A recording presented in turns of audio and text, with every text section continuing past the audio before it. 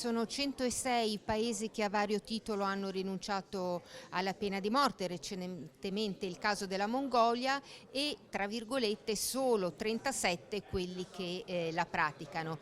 Il problema è che in alcuni paesi, in particolare Iran e Arabia Saudita, in controtendenza aumentano drasticamente e drammaticamente le esecuzioni. È inutile punire un reato quando è stato commesso e ha fatto sorgere paura e diffidenza verso lo Stato. Bisogna fare di tutto per impedire che venga commesso.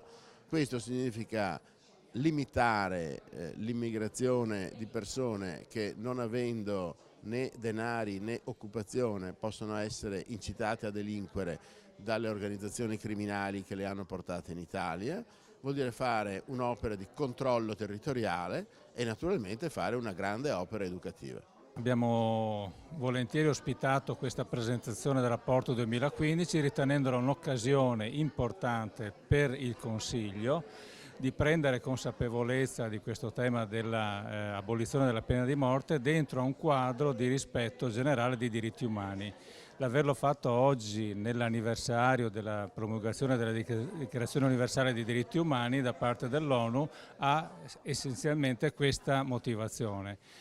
Lavorare a 360 gradi perché anche nella nostra regione il rispetto della persona, dal minore al carcerato all'anziano, qualsiasi sia la sua condizione, sia una preoccupazione quotidiana anche delle istituzioni attraverso operazioni di coinvolgimento, di sensibilizzazione culturale e di applicazione delle norme che già ci sono.